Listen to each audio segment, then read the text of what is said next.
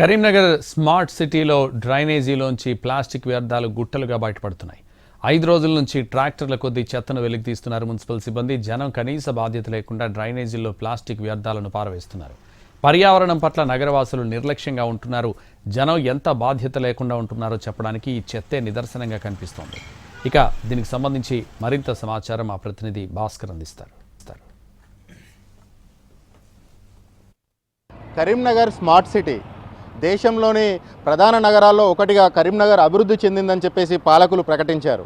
కానీ నగరంలో అభివృద్ధి మాత్రం జరిగింది, కానీ ప్రజల మెదళ్ళు కానీ ప్రజల మానసిక స్థితి కానీ అభివృద్ధి చెందలేదనడానికి ఇది నిదర్శనం అని చెప్పవచ్చు. గత 3 రోజుల క్రితం ఎన్టీవీలో ఒక ప్రత్యేక కథనం ప్రసారమైంది. కరీంనగర్ వాసులు ఈ డ్రైనేజీలో వేసిన చెత్త దాదాపు కుప్పలు కాదు 5 ట్రాక్టర్ల మేర, ఒక చిన్న డ్రైనేజీలో 5 ట్రాక్టర్ల మేర ప్లాస్టిక్ బాటిళ్ళు, ప్లాస్టిక్ వ్యర్థాలు, ఇతర సీసాలు అన్నీ ఇళ్లల్లో ఉన్న వ్యర్థాలు మొత్తం డ్రైనేజీలోనే ఉన్నాయి. ఆ డ్రైనేజీలో ఉన్న చెత్తను ఎన్టీవీ వెలుగులోకి తీసుకొచ్చింది.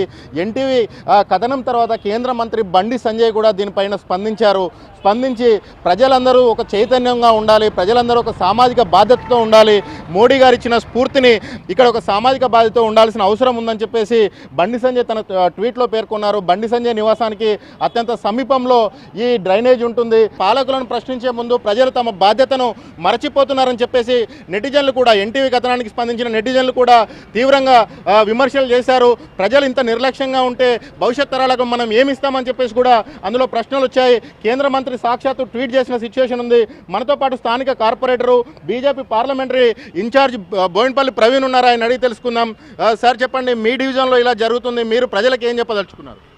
వర్షాకాలం వస్తుందనేటువంటి దానిలో ముందస్తు చర్యలో భాగంగా కొన్ని ప్రాంతాలలో గల్లీలలో వర్షం నీళ్ళు నిలవడం జరిగింది. పెద్ద ఎత్తున ఇళ్లలో కూడా బ్యాక్ వాటర్ వస్తుందనేటువంటి సమాచారంతో ఇది ఎందుకు ఇట్లా వస్తుందనేటువంటి చూసి 2-3 ఛాంబర్లు ఓపెన్ చేస్తే పెద్ద ఎత్తున కనీసం ఒక్క చుక్క నీరు కూడా పోనినటువంటి పరిస్థితులలో ఈ ప్లాస్టిక్ వ్యర్థాలు జామ్ అయి ఉన్నాయి. ఎందుకు ఈ రకంగా జామ్ అయి ఉన్నాయని చూడడం వలన గత 4-5 రోజులకెళ్ళి చర్యలు ప్రారంభించిన మున్సిపల్ కార్పొరేషన్ కరీంనగర్ సహాయ చర్యలతో లేబర్, అదే రకంగా కార్పొరేషన్ మేయర్ గారైనటువంటి కొలగాని శ్రీనివాస్ గారి సూచనతో ఈ రకమైనటువంటి చర్యలు తీస్తున్నారు. మీరు మోరీలలో వేయడం వల్ల డ్రైనేజీలు బ్లాక్ అవడమే కాకుండా మన ఇళ్లలోకి ఆ మున్సిపల్ వాటర్ వచ్చి, డ్రైనేజ్ వాటర్ వచ్చి ఇళ్లలోకి చేరేటువంటి అవకాశం ఉంది. ఎన్ని రోజులు సార్? 5 రోజులు అయింది. ఏమేమి వెళ్తున్నాయి? చెత్త, చెదారం, వరకులు, ఇరుకులు, గుర్రలు అన్నీ వస్తున్నాయి సార్. కట్టెలు వస్తున్నాయి.